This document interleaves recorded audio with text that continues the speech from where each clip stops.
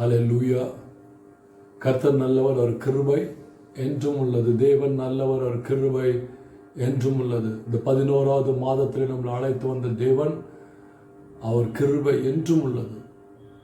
நம்ம என்றைக்கும் மறவாத தேவனாக இருக்கிறார். அவர் நாமம் நமக்கு கோட்டையும் அரணும் இரட்சணிய கொம்பும் துருகம் நாம் நம்பும் தேவனுமாக இருக்கிறார். அவர் என்றும் மாறாதவராக இருக்கிறார். அவருடைய நாமம் எல்ஷடாய், அவருடைய நாமம் எல்வலாம், அவருடைய நாமம் எலோஹிம், அவருடைய நாமம் அதோனாய், அவருடைய நாமம் ஜெகோவா ஜாரே, அவருடைய நாமம் ஜெகோவா நிசி, அவருடைய நாமம் ஜெகோவா ஷலோம், அவருடைய நாமம் ஜெகோவா சிட்கெனூம், அவருடைய நாமம் ஜெகோவா மெக்கிதாஸ், அவருடைய நாமம் ஜெகோவா ரோஹி, அவருடைய நாமம் ஜெகோவா ஷம்மா, அவருடைய நாமம் ஜெகோவா ராஃபா.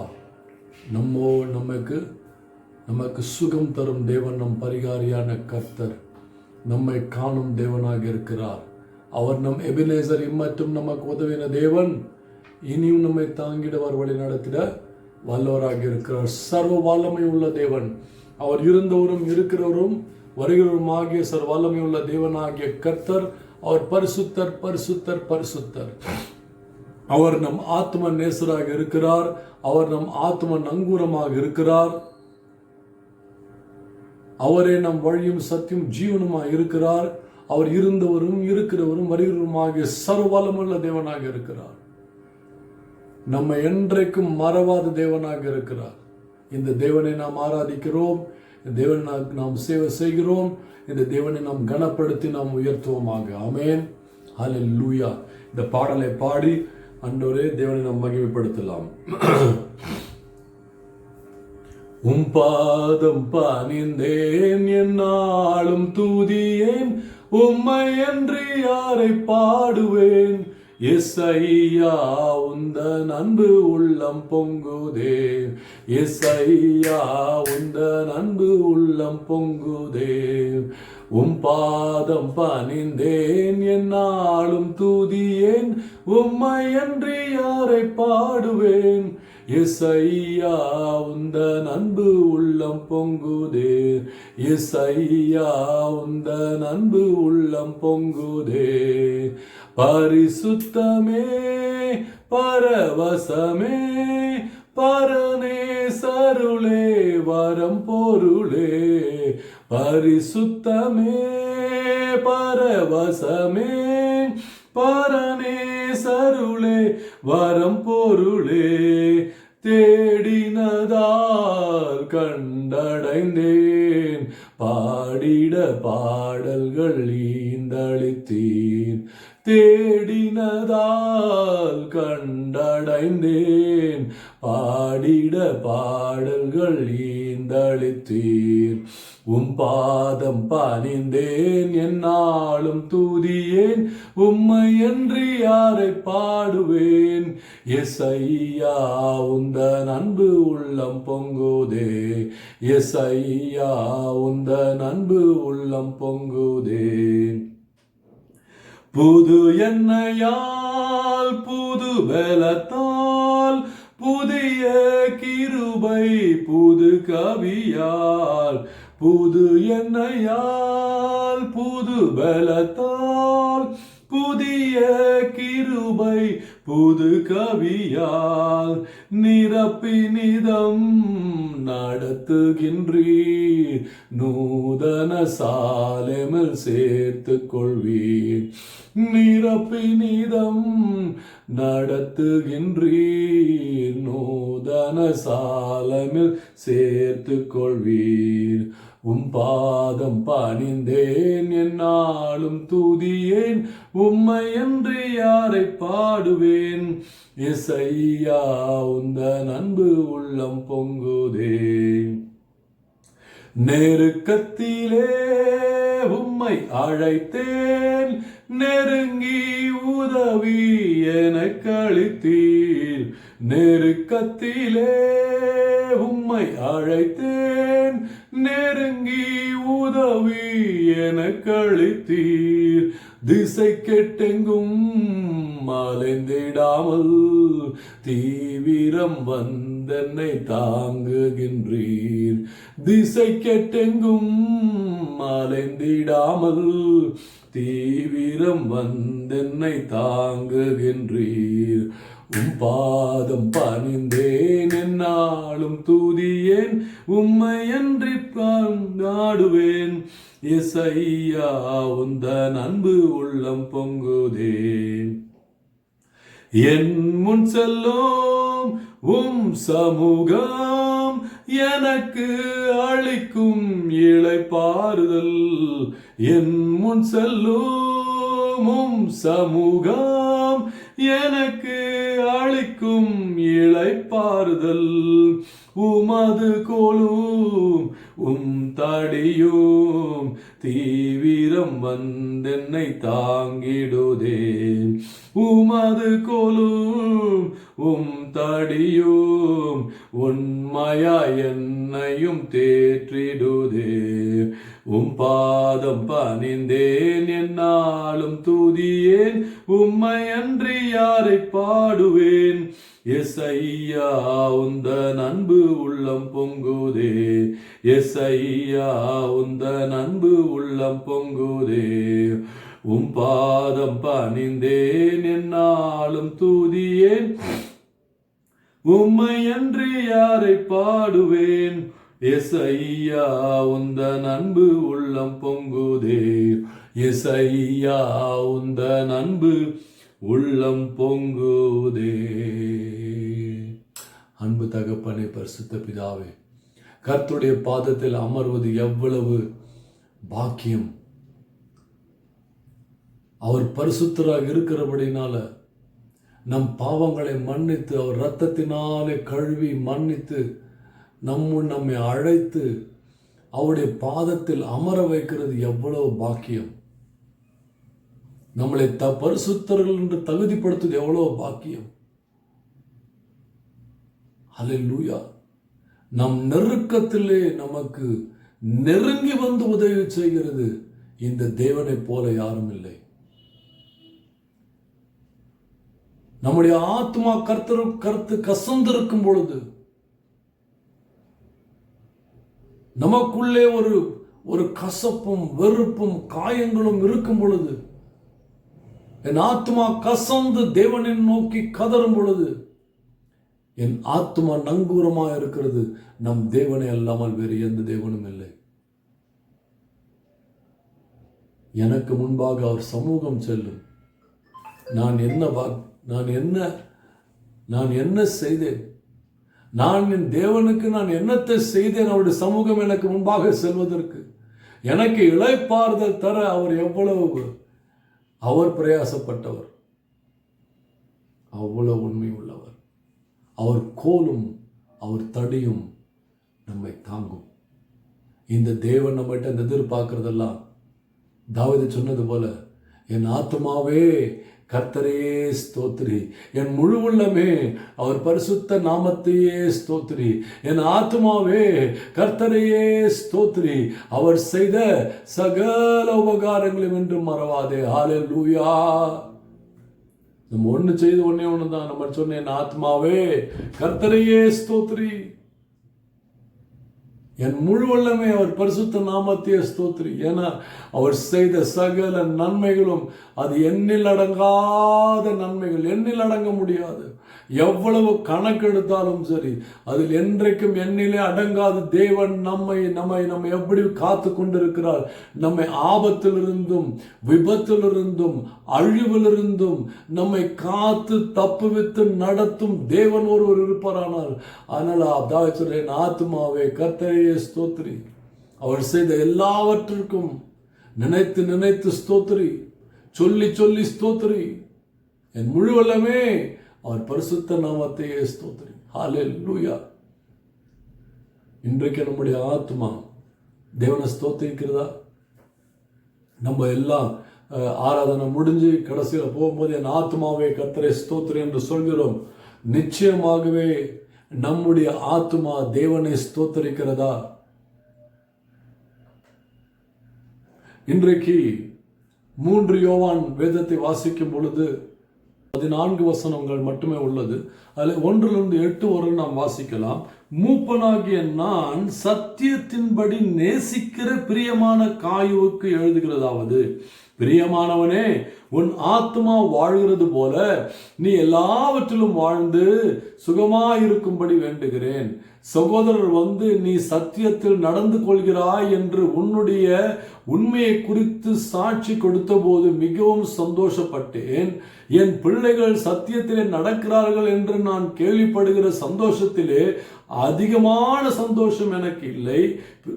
பிரியமானவனே, நீ சகோதரருக்கு அந்நியருக்கும் செய்கிற யாவற்றையும் உமக்கு உண்மையாய் செய்கிறாய்.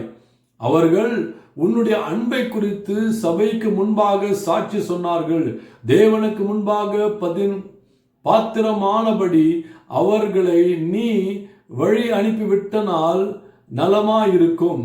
ஏனெனில் அவர்கள் புறஜாதியிடத்தில் ஒன்றும் வாங்காமல் அவருடைய நாமத்தின் நிமித்தம் புறப்பட்டு போனார்கள். ஆகையால் நாம் சத்தியத்திற்கு உடன் வேலையாட்களாக இருக்கும்படி அப்படிப்பட்டவர்களை சேர்த்துக்கொள்ள கடனாளிகளாக இருக்கிறோம். அல்லேலூயா. அன்பு தகப்பனே, இந்த வார்த்தைகளுக்காக நன்றி செலுத்துகிறோம் சுவாமி. இந்த வார்த்தையிலும் ஆண்டவரே சொல்லப்பட்ட காரியங்கள், பிரியமானவனே, உன் ஆத்மா வாழ்கிறது போல நீ எல்லாவற்றிலும் வாழ்ந்து சுகமாய் இருக்க வேண்டும் என்று வேண்டிக் கொள்கிறேன். ஆண்டவரே, இந்த வார்த்தையினால் ஆண்டவரே இதை கேட்கிற, பார்க்கிற, விசுவாசிக்கிற ஒவ்வொருவருக்கும் தகப்பனே, தாவீது சொன்னவன் ஆத்மாவே கர்த்தரையே ஸ்தோத்திரி, அதே போல இவர்கள் ஆத்மா கர்த்தருக்குள் நலமாய் வாழும்படிக்காக இவர்கள் ஆத்மா எல்லாவற்றிலும் நலமாய் வாழ்ந்து சுகித்து வாழ வேண்டும் என்று வேண்டிக் கொள்கிறோம். ஆவியானவர் இன்றைக்கு எங்களுக்கு போதித்தருளும். என்னென்ன செய்ய வேண்டும், இந்த ஆசீர்வாதத்தை நான் பெற்றுக்கொள்ள என்ன செய்ய வேண்டும் என்பதை நீர் எங்களுக்கு போதித்தருள்வீராக. நீரே எங்கள் இரட்சகரும் நீர் எங்கள் மீட்பருமாய் இருக்கிறீர். என் தேவனே, உம்முடைய பரிசுத்த ஆவி அளவில்லாமல் ஊற்றப்பட்டு எங்களை தொடர்ந்து காத்து வழி நடத்தி ரட்சியும். இயேசுவின் நாமத்தினால் பிதாவே, ஆமென். பிரியமானவனே, உன் ஆத்மா வாழ்கிறது போல நீ எல்லாவற்றிலும் வாழ்ந்து சுகமாய் இருக்கும்படி வேண்டுகிறேன். நம்முடைய ஆத்மாம் நலமாய் வாழ வேண்டும் என்பதே தேவனுடைய பிரியம்.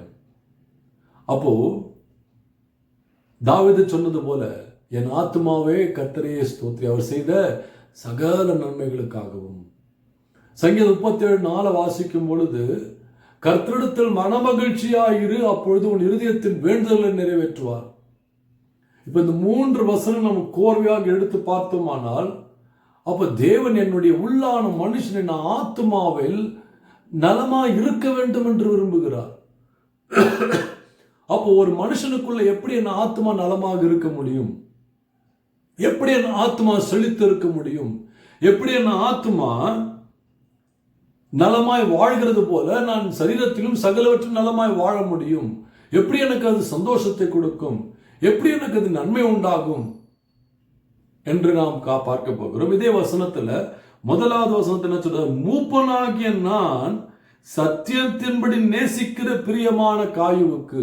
ஹல்லேலூயா. அப்ப 1வது காரியம் என்னவென்றால், சத்தியத்தை நேசிக்க வேண்டும். I have to love the truth. நான் சத்தியத்தை நேசிக்க வேண்டும். நான் சத்தியத்தின்படி நேசிக்கிற பிரியமான காயுவுக்கு நான் சத்தியத்தை நேசிக்க வேண்டும். 2வது காரியம் என்ன சொல்றாரு? சகோதரர் வந்து நீ சத்தியத்தில் நடந்து கொள்கிறாய் என்று உன்னுடைய உண்மையை குறித்து சொன்னார்கள். 1வது சத்தியத்தை நேசிக்க வேண்டும். 2வது சத்தியத்தில் நான் உண்மையாய் இருக்க வேண்டும். நான் சத்தியத்தில் உண்மையாய் இருக்க வேண்டும். 3வது நான் சத்தியத்தின்படி நடக்க வேண்டும். என் பிள்ளைகள் சத்தியத்தில் நடக்கிறார்கள் என்று நான் கேள்விப்படுகிற சந்தோஷம். சத்தியத்தில் நான் நடக்க வேண்டும். 4வது பார்த்தீங்கன்னாக்க என்ன சொல்றாரு? 8வது வசனத்திலே, ஆகையால் நாம் சத்தியத்திற்கு உடன் வேலையாட்களாக இருக்கும்படி. நான்காவது, சத்தியத்திற்கு நான் உடன் ஆட்களாக இருக்க வேண்டும், வேலையாட்களாக இருக்க வேண்டும். 4 காரியங்கள். முதலாவது, நான் சத்தியத்தை நேசிக்க வேண்டும். நான் சத்தியத்தை நேசிக்கும் போது என்ன ஆகும்? நான் சத்தியத்தை நேசிக்கும் போது என்ன ஆகும்? எப்படி நான் சத்தியத்தை நேசிக்க முடியும்? அப்போஸ்தலர் 17 ஒரு உதாரணத்தை பார்க்கலாம். அப்போஸ்தலர் 17 அதிகாரம் 10வது வசனத்தை வாசிக்கும் பொழுது, இந்த பெரியனுடைய மக்கள் என்ன செஞ்சாங்க?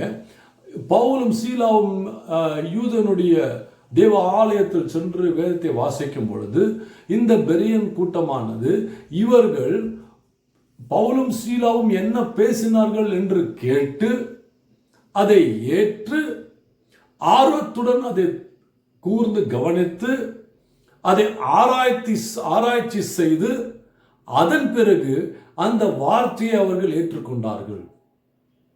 4 காரியம் நடந்தது. பெரியன் மக்கள் என்ன பண்ணாங்க? முதலாவது கேட்டாங்க, 2வது அந்த வார்த்தையை பெற்றுக்கொண்டாங்க. கேட்பதற்கும் பெற்றுக்கொள்வதற்கும் நடுவில் பார்த்தீங்கன்னாக்க, வார்த்தையை கேட்கும் பொழுது அந்த வார்த்தையை கவனமாக நாம் கேட்க வேண்டும். அதை 2வது ஏற்றுக்கொள்ள வேண்டும். அதை நான் புரிந்து கொள்ள வேண்டும். போதகர் என்ன சொல்கிறார் என்பதை, போதிக்கிறவன் எப்படிப்பட்ட வார்த்தையை எப்படி போதிக்கிறான் என்று நான் ஆராய்ந்து பார்த்து அதுதான் நம்ம கேட்பது. இன்றைக்கு அநேக போதனைகள் உண்டு. இன்றைக்கு தவறான போதனைகள் உண்டு. அன்றைக்கும் இருந்து இன்றைக்கும் இருக்கிறது. சூழ்ச்சியான போதனைகள் உண்டு. வஞ்சனையான போதனைகள் உண்டு. நான் வேதத்தை, நான் சத்தியத்தை நேசிக்காதபடிக்கு எப்படி நான் நேசிப்பேன்? நான் எப்போது நான் வசனத்துக்கு நான் செவி கொடுத்து அதை கவனித்து அதை ஆராய்ந்து அதை புரிந்து கொண்டு அதை ஏற்றுக்கொள்ள வேண்டும். அதை ஏற்றுக்கொள்ளும் பொழுது எனக்குள்ள ஒரு ஆர்வம் உண்டாகும், எனக்குள்ள ஒரு வாஞ்சை உண்டாகும். அந்த வாஞ்சை என்னவென்றால், இன்னும் அதை உண்மையாய் நான் பெற்றுக்கொள்ளும்படிக்காக, அதை நான் உண்மையாய் அரவணைத்துக் கொள்ளும்படிக்காக, அதை ஏற்றுக்கொள்ளும்படிக்காக என்னை நடத்தும். அப்பொழுது நாம் கவனிக்கலாம், இந்த சத்தியமானது எனக்குள்ள இருக்கிறது, நாம் அதை நேசிக்கிறோம். இன்றைக்கு நம்ம அநேகருக்கு சத்தியமே நேசிக்க தெரியல. என்ன தெரியல அப்படின்னு சொன்னாக்க, ஏதோ ஒரு போதகர் பேசுறாரு, அந்த போதகர் அந்த பேசுறதை நம்ம எடுத்துக்கொள்கிறோம். அது ஒரு வாக்குத்தத்தம், அன்னைக்கு ஒரு நாள், அது அப்படி போயிட்டே இருக்குது. இல்லை, நாம் எந்த வார்த்தை நமக்கு கொடுத்தாலும் சரி, எப்படிப்பட்ட போதகர் பேசினாலும் சரி, எப்படிப்பட்ட காரியங்கள் பேசினாலும் சரி, எப்படிப்பட்ட தீர்க்க தரிசனமாக இருக்கட்டும், என் வாழ்க்கை குறித்து, என் வாழ்க்கையினுடைய முதலும் கடைசியும் இந்த வேதாகமத்தில் தான் இருக்குது. என்னை நான் இதை பார்ப்பேன், ஆனால் ஒரு கண்ணாடி போல நான் பார்ப்பேன். என் பாவத்தை குறித்து என்னை கண்டித்து உணர்த்தும் இந்த வேத புத்தகம். என்னை சீர்படுத்துவது இந்த தேவ வார்த்தை. என்னை ஸ்திரப்படுத்துவது இந்த தேவ வார்த்தை. என்னை நிலைநிறுத்துவதும் இந்த தேவ வார்த்தை. என்னுடைய முடிவும் தேவ வார்த்தை. என்னுடைய முடிவு மட்டுமல்ல, இந்த உலகத்தினுடைய முடிவும் இந்த வார்த்தைக்குள் அடங்கி இருக்கிறது. தேவனும் இதில் வெளிப்படுகிறார். கர்த்தருடைய இருதயம் இதில் ஊற்றப்பட்டிருக்கிறது. கர்த்தருடைய சுவாசம் இந்த வார்த்தை. அப்ப பெரியன் மக்கள் என்ன பண்ணாங்க? சும்மா யாரோ ஒருத்தவங்க பேசுறாங்க, வார்த்தையை கேட்போம், நல்லா இன்னைக்கு அற்புதம் அதிசயம் ஆண்டவன் ஆஸ்வதிக்கிறாரு, ஆச்சா பூச்சா உன்னை பாவத்தை பத்தி கண்டித்து உணர்த்தாமல், நீ செய்யற தப்பை குறித்து கண்டித்து உணர்த்தாமல், நீ செய்யறதெல்லாம் சூப்பர், நீ ஆண்டவர் உன் கூட இருப்பாரு, ஆச்சா பொய்யான வாக்கு தத்தங்களை குறித்து, பொய்யான உறுதிகளை கொடுத்து, சத்தியத்தை நேசிக்காதபடிக்கு, சத்தியத்தில் பிரியமா இல்லாதபடிக்கு, சத்தியத்தை மேலோட்டமாக மேல் பூசு மாறி பூசி நடத்துகிறது. அப்படிப்பட்ட ஒரு போதனையை கேட்டு அதன்படி எப்படி நாம் ஜீவிக்க முடியும்? எப்படி என் ஆத்மா வாழ முடியும்? உன் ஆத்மம் பிரியமானவளே உன் ஆத்மாவை வாழ்வது போல. அப்போ நம்முடைய ஆத்மாவுக்கு என்ன சோறு போடுறோம்? நம்ம என் ஆத்மாவுடைய ஜீவன், இந்த ஜீவ வார்த்தைகளை எவ்வளவு நாம் நேசிக்கிறோமோ, என்னை எவ்வளவு நான் ஒப்பு கொடுக்கிறோம் இந்த வார்த்தைகளுக்கு. கொடுத்து பாருங்க. பெரியன் மக்கள் வசனத்தை ஆராய்ந்து பார்த்தார்கள். பேசுறவனுக்கும் இந்த வார்த்தையும் கரெக்டா இருக்குதா, டாக்டரின் கரெக்டா இருக்குதா, புரட்டக்கூடாது, புரட்டி வசனத்தை வாசிக்க கூடாது. இந்த வார்த்தையானது கர்த்தருடைய சுவாசம். 2 தீமோத்தேயு 3:16 என்ன சொல்லுகிறது? இந்த வார்த்தை தேவ வார்த்தை தேவனுடைய சுவாசம். இது எதுக்காக? இதை என்னை கண்டித்து உணர்த்துவதற்காகவும், இதை என்னை சீர்படுத்துவதற்காகவும், தேவனுடைய நீதியை நடப்பிப்பதற்காகவும், கர்த்தருடைய சித்தத்தை என் வாழ்க்கையில் பரிபூர்ணமாக நிறைவேற்றுவதற்காகவும், அது எனக்கு நன்மையாக இருக்கும்படிக்காக இந்த வார்த்தை கொடுக்கப்பட்டிருக்கிறது, எழுதப்பட்டிருக்கிறது. It's God's breath. இதை நாம் நேசிக்க வேண்டும். எப்படி நேசிப்பேன் நான்? வார்த்தையை கேட்கும் பொழுது இந்த வார்த்தை நான் அறிந்து, அதை தெரிந்து, அதை ஏற்றுக்கொண்டு, அதன் பிறகு நான் அதை பெற்றுக்கொண்டு, அதை இன்னுமாய் கவனமாய் ஆராய்ந்து அதை நான் தீர்மானிக்கும் பொழுது இந்த வார்த்தையானது நான் உண்மையாக நேசிக்கிறேன். உண்மையாய் நம்ம நேசிக்கிறோம். ஆமென். 2வது காரியம் என்ன சொல்றாரு? என் பிள்ளைகளே, நீங்கள் சத்தியத்திற்கு உண்மையை குறித்து சாட்சி கொடுத்த போது, சத்தியத்துக்கு உண்மையாய் இருக்க வேண்டும். முக்கியமா நம்ம எப்படி சத்தியத்தை நேசிச்சாதான் சத்தியத்துக்கு நம்ம உண்மையா இருக்க முடியும். ஆண்டவர் நம்ம கிட்ட வந்து ஒரு பெரிய உண்மையெல்லாம் கேட்கல, நீ பயங்கர உண்மையா இரு என் சத்தியத்துக்கு, அப்படி அந்த மாதிரிலாம் வந்து பர்ஃபெக்ட் யாராலும் இருக்க முடியாது. ஆனா நோவாவை பாருங்க. நீங்க ஒரு உதாரணத்துக்கு நோவாவை பார்க்கலாம்.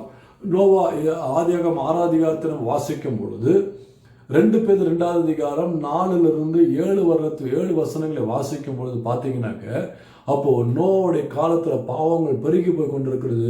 நோவா மண்ணின் மனுஷன் அப்படின்னு சொல்லி எழுதப்பட்டிருக்கு. அப்படின்னு என்னன்னாக்க, அவர் ஒரு விவசாயி. அவர் விவசாயத்தை நேசிக்கும் மகன், விவசாயத்தில் ஒரு விளைச்சலை நேசிக்கும் மகன் அவர். அதனால தான் பார்க்குறோம், எல்லாம் முடிந்து திருப்பி தேவன் கட்டும் பொழுது விவசாயத்தை அவ்வளவா நேசித்தார். திராட்சை பழத்தை அதுலேருந்து அப்படியே குடின்னு குடிச்சார். திராட்சை பழத்தை, அது சாராயத்தை குடிக்கல, திராட்சை பழத்தை குடிச்சார். அப்போ அவ்வளவு நேசித்தார் மண்ணின் மகன். அப்போ ஒண்ணுமே தெரியாத அந்த மகனுக்கு திடீர்னு ஒரு பெரிய பேழையை கட்ட அப்படின்னா, அவர் இன்ஜினியரா, அவர் ஆர்கிடெக்டா இருந்தாரா? அவர் எந்த காலேஜில் படிச்சுட்டு வந்தாரு? யார் அவருக்கு சொல்லி கொடுத்தாங்க? எவ்வளோ பேர் அவர் கூட இருந்து வேலை பண்ணாங்க? யாரெல்லாம் அவங்க கை கொடுத்தாங்க? எல்லாம் கை கொடுத்து தான் ஓடி போனாங்க. இன்னைக்கு வந்து இன்னைக்கு இல்லை, அன்னைக்கும் சரி இன்னைக்கும் சரி, எப்படி கையை கழுவிட்டு ஓடி போறாதான் அன்னைக்கு இருப்பாங்க, எல்லாம் பார்த்துட்டு இருப்பாங்க. அப்போ நோவா வந்து பேழையை கட்டுவதற்கு முதலாவது சத்தியத்தை கேட்டார் தேவனிடத்திலிருந்து. 2வது அதில் உண்மையாய் செயல்பட ஆரம்பித்தார். நம்ம ஒன்றும் செய்வோம்னா, நம்ம உண்மையாய் ஒரு படி எடுத்து நம்ம செயல்பட்டு, ஆண்டவரே இந்த சத்தியத்தை நான் நேசிக்கிறபடினால அது உண்மையாய் இருக்கும்படிக்காக நான் விசுவாசத்தில் அடி எடுத்து வைக்கிற, ஆண்டவரே என்னை இந்த விசுவாசத்தில் நடத்தும், நான் இந்த சத்தியத்தை அப்போ உண்மையாய் நாம் வெளிப்படுத்திய காண்பிக்கும் பொழுது மீதியானதை கர்த்தர் எல்லாவற்றையும் செய்து முடிக்கிறார். ஒரு சாதாரண விவசாயியை கூப்பிட்டு அவ்வளோ ஒரு பேழையை கட்டி அது முடிச்சு, அதில் எல்லா மிருக ஜீவன்களும் பறவைகளும் எல்லாம் போய் சேர்ந்து, இவங்க 7 பேர் 8 பேரும் போய் சேர்ந்து, அவ்வளோ ஜலப்பிரபாதம் வந்து 150 நாள் அந்த வெள்ளத்தின் மீது இருந்து, அப்புறம் இன்னொரு 150 நாள் அது வந்து ட்ரை ஆகிறதுக்காக, லிட்டரலி பார்த்தீங்கன்னாக்க 1 வருஷம் அந்த பேழை அந்த தண்ணீர்ல வந்து தாங்கி இருந்தது. எப்படி அவர் கட்ட முடியும்? அவருக்கு அந்த ஞானம் இருக்குதா, அறிவு இருக்கா? ஒண்ணும் கிடையாது. சாதாரணமான ஒரு மனுஷன். ஆனால் அவர் உண்மையா இருந்தபடினால தேவன் சகல ஞானத்தினாலும் அவரை நிரப்பினார், சகலவற்றையும் கொடுத்தார். அதே போலதான் இன்றைக்கும் நாம் அவருடைய சத்தியத்திற்கு நான் உண்மையா இருக்கும் பொழுது எனக்கு சகலவற்றையும் வாய்க்கச் செய்வார். அவர் எனக்கு ஒரு சம்பூர்ணமான ஞானத்தையும் அறிவையும் தெளிந்த புத்தியும் தேவன் எனக்கு தருவார்.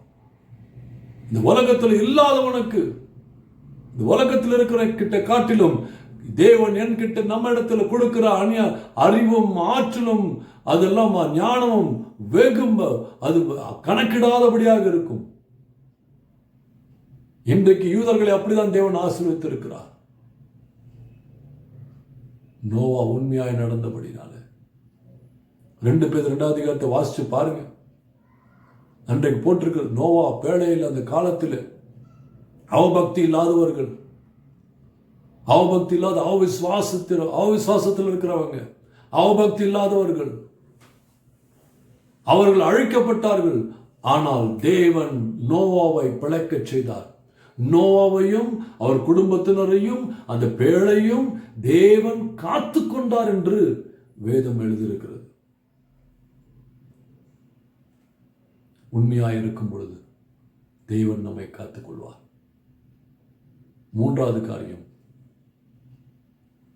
என் பிள்ளைகளே சத்தியத்திலே நடக்கிறீர்கள் என்று கேள்விப்படுகிற சந்தோஷத்திலும் அதிகமான சந்தோஷம் ஒன்றுமில்லை. ஹல்லேலூயா. சத்தியத்தில் நடக்கணுங்க. we have to walk in the truth.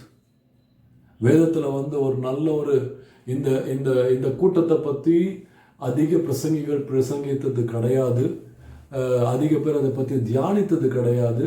ஏன்னா நம்மளுக்கெல்லாம் தெரிஞ்ச பெரிய பெரிய பேருங்க தான்.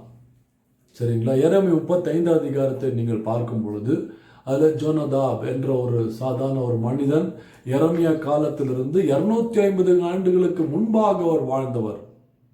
அவர் வாழ்ந்துக்கிறதுக்கும் எரேமியாவுக்கும் 260 ஆண்டு காலம், அதாவது 4 தலைமுறை.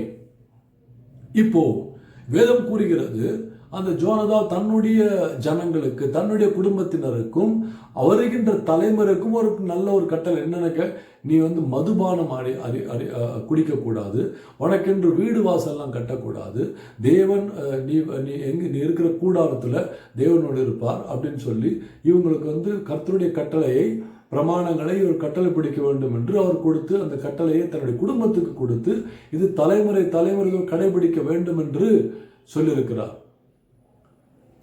அப்போ 260 ஆண்டுகள் ஆகிவிட்டது. அப்போ ஜெரமியா கேட்கிற, ஆண்டவரே, இப்ப இந்த எருசலேமிலே, இந்த இஸ்ரவேலிலே ஆண்டவருக்காக உண்மையான ஒரு கூட்டம் இல்லையா? ஏன்னா ஆண்டவர் சொல்றாரு. அப்போ ஆண்டவர் சொல்ற, எரேமியா வா, நான் அவனுக்கு காண்பிக்கிறேன்னு சொல்லி ரக்காபைட் என்ற ஒரு இந்த கூட்டமானது, அப்போ தேவன் அவர்களுக்கு கொடுத்து காண்பி, இவருடைய முற்பிதா ஆனவர் யோனதாபானவர் இவர்களுக்கு கட்டளையிட்டபடியே கர்த்தருக்கு பயந்து நடந்து இன்றைக்கும் தங்களை பரிசுத்தமாய் காத்து கொண்டிருக்கிறார்கள். இது 4வது தலைமுறை. 250 ஆண்டுகளாக தலைமுறையாக இவர்கள் அந்த கொடுத்த கட்டளையை காத்து கொண்டு நடக்கிறார்கள் என. ஆனால் என்னுடைய ஜனமோ இவர்கள் கீழ்ப்படியாது இருக்கிறார்கள். ஆகையால் கடைசியில் இந்த வசனத்தில் கடைசியில் சொல்கிறார், ஆகையால் எல்லா தலைமுறைகளிலும் எனக்கு முன்பாக சேவை செய்ய ஒரு மனிதனும் இல்லாது, எல்லா மனிதனும், இந்த தலைமுறையில் எல்லா மனிதனும் எனக்கு முன்பாக சேவை செய்வார்கள் என்று கர்த்தர் ஆசீர்வதித்தார். ஹல்லேலூயா. பாருங்க, they walked in the truth. சத்தியத்தில் அவங்க நடந்தாங்க, கர்த்தருக்கு பயந்தவங்க நடந்தாங்க. இது எழுதப்பட்டிருக்குது எரேமியா 35ஆம் அதிகாரம். அதை குறித்து நீங்க இன்னும் ஆராய்ந்து பார்த்து வாசிச்சு பாருங்க. அப்போ இந்த சாட்சி தேவனே சாட்சி சொல்கிறார். தேவனே அழைத்து காண்பிக்கிறார் எரேமியாவை பார், இது ஒரு சின்ன கூட்டம். யூதா எவ்வளவு பெரிய கோத்திரம், அவன் சொல்றதுக்கு அவன் கீழ்ப்படிய மாட்டேங்கிறான். இஸ்ரவேல் எவ்வளவு பெரிய கோத்திரம், அவன் எனக்கு கீழ்ப்படிய மாட்டேங்கிறான்.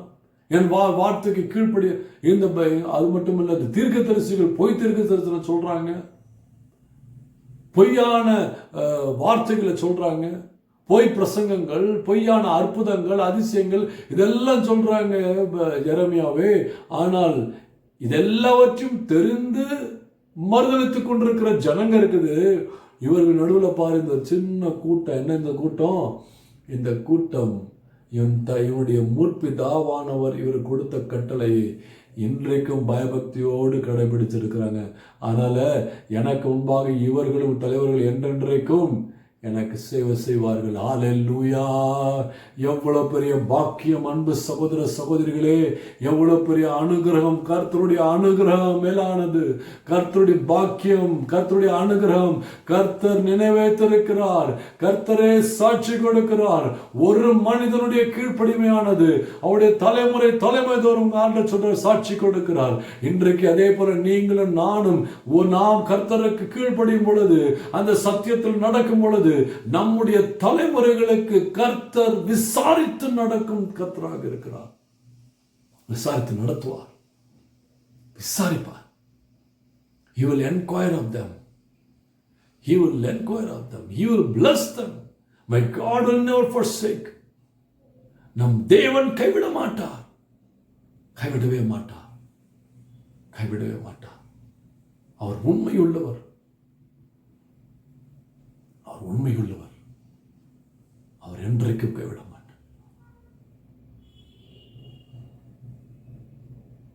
நம்மளை மட்டும் இல்ல, நம்முடைய தலைமுறை முடிவு மட்டும். ஏன்னா சொல்றாரு, இவர்கள் தலைமுறையுமேயாக எனக்கு முன்பாக அவர்கள் என்றைக்கும் சேவை செய்வார்கள். ஹல்லேலூயா! எனக்கு முன்பாக அவர்கள் என்றைக்கும் எனக்கு சேவை செய்வார்கள். எவ்வளவு பெரிய பாக்கியம்! அப்போது கர்த்தருக்கு சேவை செய்வோம். ஆனால் கர்த்தருடைய கரத்திலிருந்து நிச்சயமாக ஆசீர்வாதம் உண்டு. கர்த்தருடைய கரத்திலிருந்து அவர் பாதுகாவல் உண்டு. கர்த்தருடைய கரத்திலிருந்து போஷிப்பு உண்டு. கர்த்தருடைய கரத்திலிருந்து சுகம் உண்டு. கர்த்தருடைய கரத்திலிருந்து ஆறுதல் உண்டு. கர்த்தருடைய கரத்திலிருந்து வழிகள் உண்டு. கர்த்தருடைய கரம் அவர்களை காத்துக்கொள்ள வல்லமையா இருக்கும். ஹல்லேலூயா! எவ்வளவு பெரிய பாக்கியம், எவ்வளவு பெரிய பாக்கியம். அடுத்ததாக கடைசியாக பார்க்கும் பொழுது, ஆகையால் நாம் சத்தியத்திற்கு உடன் வேலையாட்களாக இருக்கும்படி அப்படிப்பட்டவர்களை சேர்த்துக்கொள்ள கடனாளியாக இருக்கிறோம். நாம் சத்தியத்திற்கு உடன் வேலையாட்களாக இருக்கும்படிக்காக. நான்காவது ஒரு பெரிய பாக்கியம் என்ன ஆத்மாக்கு என்னன்னாக்க, நான் சத்தியத்துக்கு உடன் வேலையாட்கள். எவ்வளவு பாக்கியம் தெரியுமா? சத்தியத்துக்கு உடன் ஆட்கள். 2 கொரிந்தியர் 6 அதிகாரத்தில் 1 பவுல் இவ்வாறு கூறுகிறார், நாங்கள் தேவனுடன் உடன் வேலையாட்கள். We are a fellow workers with God. நான் தேவனோட உடன் வேலையாட்கள். அப்போ எவ்வளவு பெரிய பாக்கியம், எவ்வளவு பெரிய பாக்கியம்! நான் தேவனோடு உடன் வேலைக்காரன். அப்போ தேவனுடைய உடன் வேலைக்காரன் எனக்குள்ள அந்த நம்பிக்கை இருக்கு, அந்த உணர்வு இருக்கும் பொழுது நான் எதற்கும் அஞ்ச மாட்டேன், நான் எதற்கும் கவலைப்பட மாட்டேன். ஏனென்றால் என் தேவனே தேவனே இருக்கிறார். யார் இருக்குது? என் தேவனே இருக்கிறாரு. ஹல்லேலூயா! நான் அல்ல. அநேக சொல்லுவோம், கொஞ்சம் ஒரு அற்புதம் எங்கே நடந்த போதும், நான் ஜபிச்சேன் தான் உனக்கு அற்புதம் உண்டாச்சு, நான் ஜபிச்சேன்னா தான் உனக்கு விடுதலை உண்டாச்சு. நான் எங்க நான்ற ஒரு பேர் நமக்கு முன்பாக வருகிறதோ அப்பொழுதே பிசாசு ஆளுகை செய்கிறான். அப்பொழுது யார்? பிசாசு ஆளுகை செய்கிறான். ஒரு போதகர் இப்படி சொன்னாரு, 2 வாரத்துக்கு முன்னாடி சொன்னாரு, நான் ஜபிச்சாதான் அந்த பேய் போகும்னு ஆண்டவர் சொன்னாரு.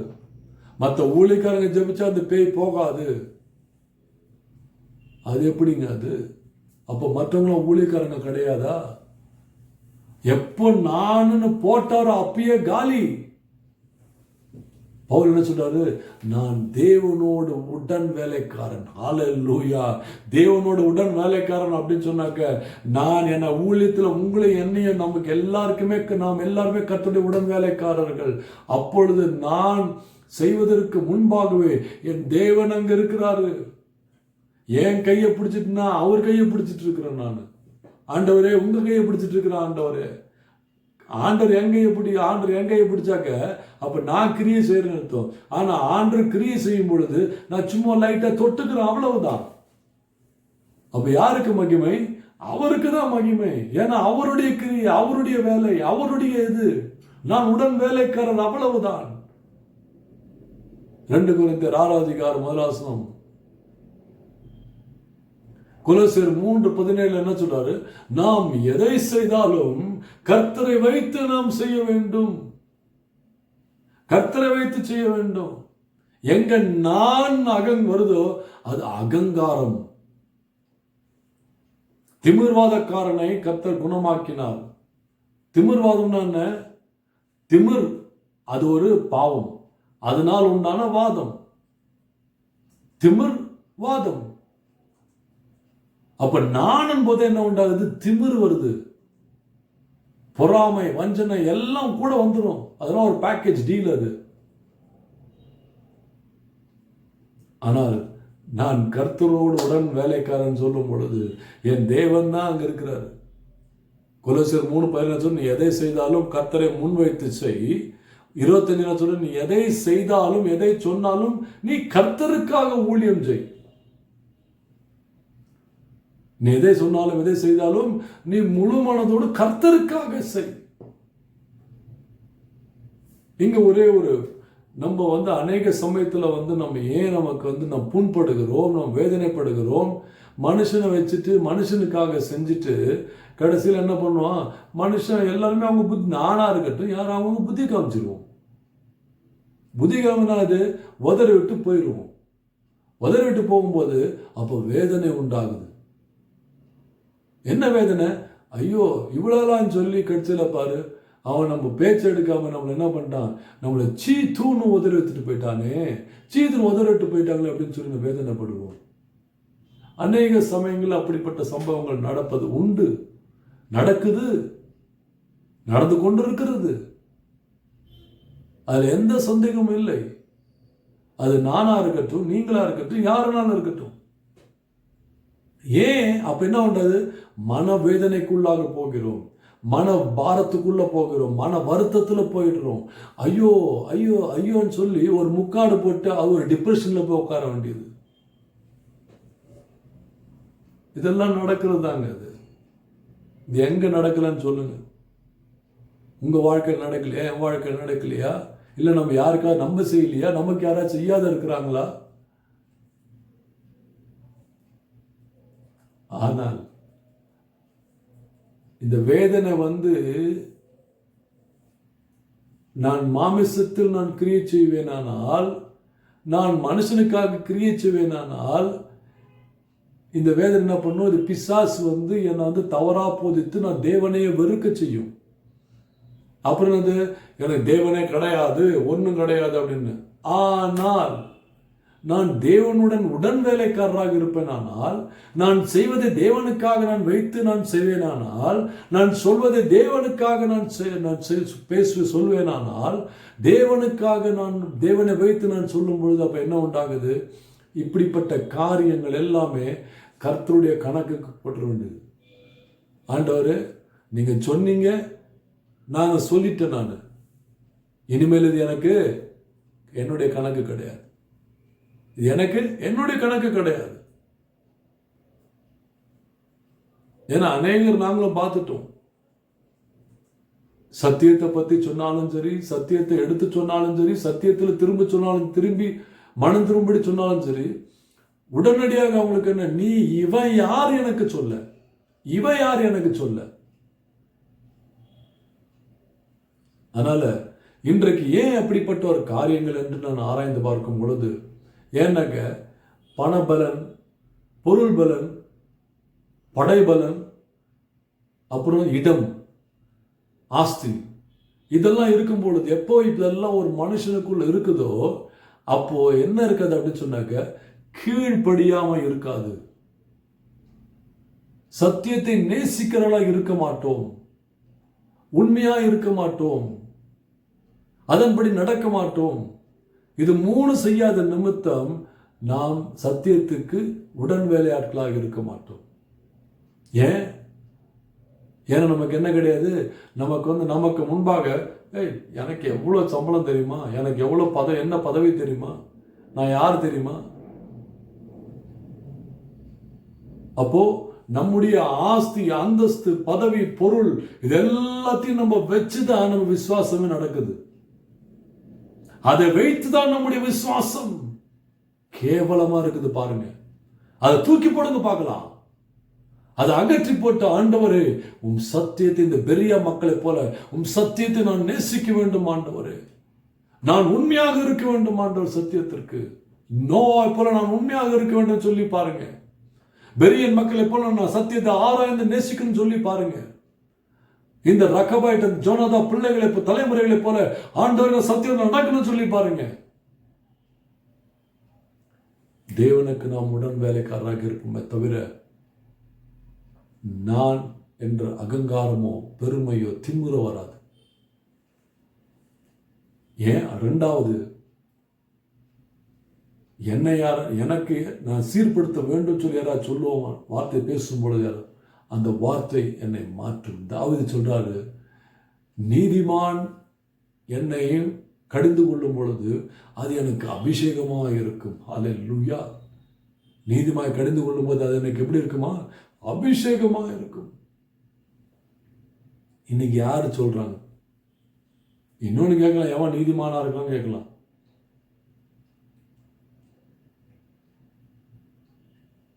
தேவனுடைய உடன் வேலைக்காரர்கள். 1 கொரிந்தியர் 10:31 சொல்லுது, நீர் எதை செய்தாலும் சரி, நீ குடித்தாலும் சரி, புசித்தாலும் சரி, நீ எதை செய்தாலும் தேவனுக்கு மகிமை உண்டாகட்டும். தேவனுக்கு மகிமை உண்டாகட்டும்.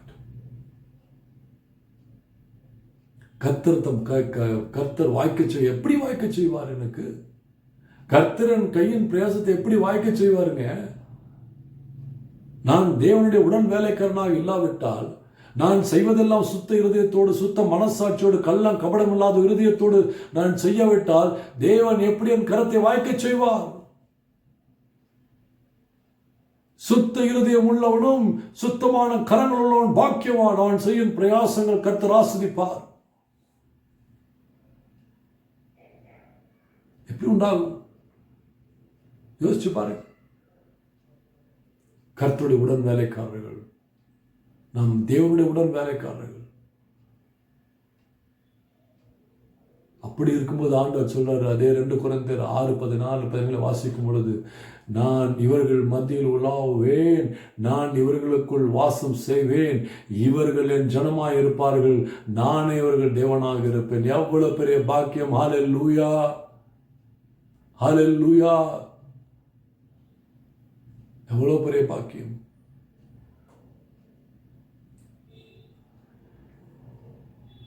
மத்தேயு 21:42-43 வாசிக்கும் பொழுது வேதம் கூறுகிறது, தேவனுடைய ராஜ்யம் யாருக்கு சொந்தமானது? எவன் ஒருவன் கனிதரும் வாழ்க்கையாக இருக்கிறானோ அவனுக்கு தான் தேவராஜ்யம் சொந்தமானது. கனிதரும் வாழ்க்கை எவனுக்கு உண்டாயிருக்கிறதோ, எவன் ஒருவன் கனி தருகிறானோ அவனுக்கு தான் தேவ ராஜ்யம் சொந்தமானது. எப்படி நான் கனி தர முடியும்?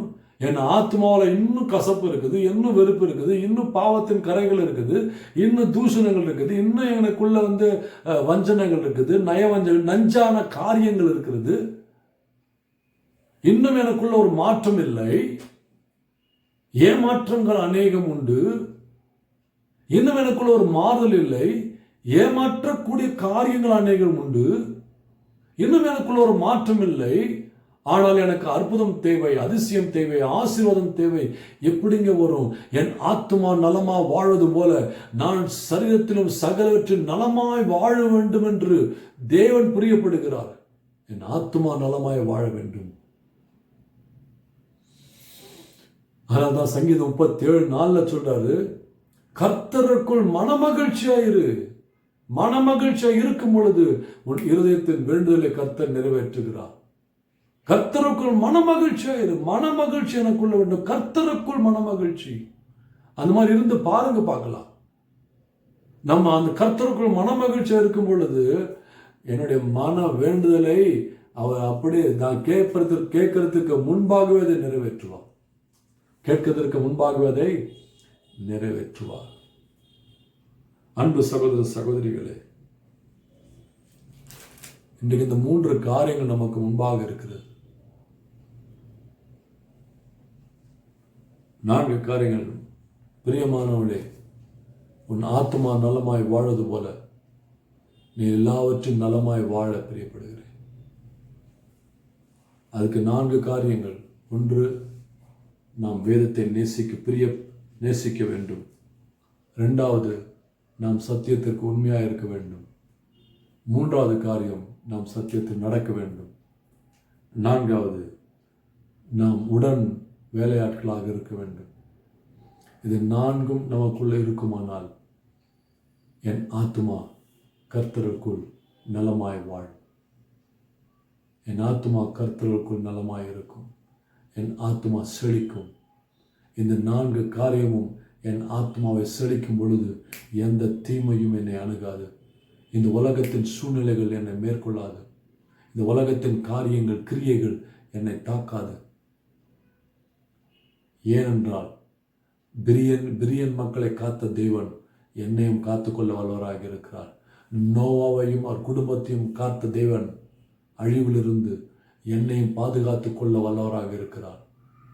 யோனதாப் அவருடைய தலைமுறைகளை விசாரித்து நடத்தி ஆசீர்வதித்த தேவன் என்னை மட்டுமல்ல, என் தலைமுறைகளையும் தேவன் விசாரித்து என்றென்றைக்கும் நடத்த வல்லவராக இருக்கிறார்.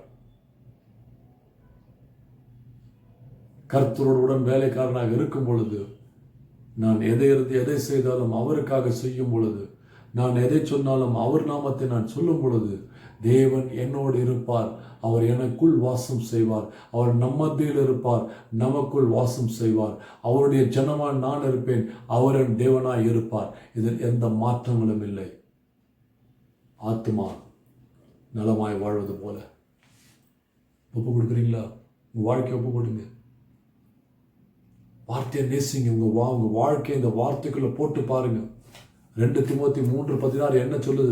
தேவனுடைய வார்த்தையானது, கர்த்தருடைய வார்த்தையானது கண்டித்து உணர்த்துவதற்கும் சீர்படுத்துவதற்கும் நீதியில் நம்மை கற்றுக் கொடுத்து நடப்பிப்பதற்கும் கர்த்தருடைய சித்தம் நம் வாழ்க்கையில் பரிபூர்ணமாக விளங்குவதற்கும் அது நமக்கு பிரிய நன்மையாக உண்டாகும்படிக்காக தேவன் தன் வார்த்தையை கொடுத்திருக்கிறார். இது அவருடைய சுவாசம். It's God's breath. It is good for us and for our generations. ஒப்பு கொடுங்க. நீங்க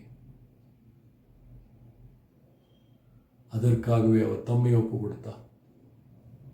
அன்பு தகப்பனே, பிள்ளைகளை ஆசீர்வதியும் ஆண்டவரே. பிரியமானவளே, உன் ஆத்துமா வாழுவது போல நீ எல்லாவற்றிலும் நலமாய் வாழ்வாயாக. இந்த ஆசீர்வாதத்தை உங்களுடைய பிள்ளைகளுக்கு நான் கட்டளையிடுகிறேன். ஆவியானவரே, ஒவ்வொருடைய இடைப்படுங்க. என் ஆத்மாவே கர்த்தரையே ஸ்தோத்திரி, என் முழு உள்ளமே அவர் பரிசுத்த நாமத்தையே ஸ்தோத்திரி. என் ஆத்மாவே கர்த்தரையே ஸ்தோத்திரி, அவர் செய்த சகல உபகாரங்களையும் மறவாதே. இந்த வார்த்தைகள் நிமித்தம் கர்த்தருக்குள் மன மகிழ்ச்சி உடைய பிள்ளைகள் இருக்கட்டும். அப்பொழுது இருதயத்தில் வேண்டிய எல்லாவற்றையும் நிறைவேற்ற வல்லவராக இருக்கிறேன். ஆண்டவரே, உடைய பிள்ளைகளை ஆசீர்வதியும், குடும்பத்தை ஆசீர்வதியும். இனி எந்த தீங்கும் இவர்களை கிட்டி நெருங்காதபடிக்கு காத்துக்கொள்ளும் சுவாமி. இவர்கள் ஆத்மா கர்த்தருக்குள் நலமாய் வாழ்கிறது போல செழித்து வாழட்டும். ஆத்மா செழித்து வாழட்டும், தேவனுக்குள் செழித்து வாழட்டும். சத்தியத்தை நேசிக்கிறவர்களாக செழித்து வாழட்டும். சத்தியத்துக்கு உண்மையுள்ளவர்களாக செழித்து வாழட்டும். சத்தியத்தோடு நடக்கிறவர்களாக செழித்து வாழட்டும். சத்தியத்தோடு உடன் வேலைகளாக இருக்கும்படிக்காக செழித்து வாழட்டும். இவங்கள் செழிக்கட்டும் சுவாமி. இவர்களை செழிப்பு உண்டாகட்டும். வாழ்க்கையில் செழிப்பு உண்டாகட்டும். குடும்பத்தில் செழிப்பு உண்டாகட்டும் சுவாமி. இவர்கள் சமுதாயத்தில் செழிப்பு உண்டாகட்டும். திருச்சபையில் செழிப்பு உண்டாகட்டும் சுவாமி. கர்த்தரும் ரட்சியும் ஆவியாளர் இடைப்படுங்க. கர்த்தருடைய வார்த்தையும் வசனம் இந்த வழிகள் இவர்களுக்கு உறுதியாக இருக்கட்டும். தேவ ராஜ்யத்திற்கு கனித்தரும் பிள்ளைகளாக இருக்கட்டும். கனித்தர்களாக இருக்கட்டும். கனித்தர்களாக இருக்கட்டும். பிரயோஜனமாக இருக்கட்டும். ஆசீர்வதியும் காத்துக்கொள்ளும். நோவை காத்த தேவன்களை காத்துக்கொள்ளும். பிரியன் மக்களை காத்த தேவன்களை காத்துக்கொள்ளும். யோனதாப் ரேகாவை வைத்து மக்களை காத்துக்கொள்ளும். எங்களோடு இருக்கிறார், எங்களுக்குள் வாசம் செய்கிறார். தொடர்ந்து உங்களுடைய பிரசன்னம் சமூகம் நடத்தட்டும். இயேசுவின் நாமத்தினால் பிதாவே, ஆமென், ஆமென். கர்த்தர் உங்களை ஆஸ்வதிப்பாராக. தன் முகத்தை உங்களை பிரகாசிக்க செய்வாராக. கர்த்தருடைய கிருபையும் தயவும் உங்களோடு இன்றும் என்றும் சகா காலத்தில் இருப்பதாக. ஆசீர்வதிக்கப்படுகிறார்கள் இயேசுவின் நாமத்தில்.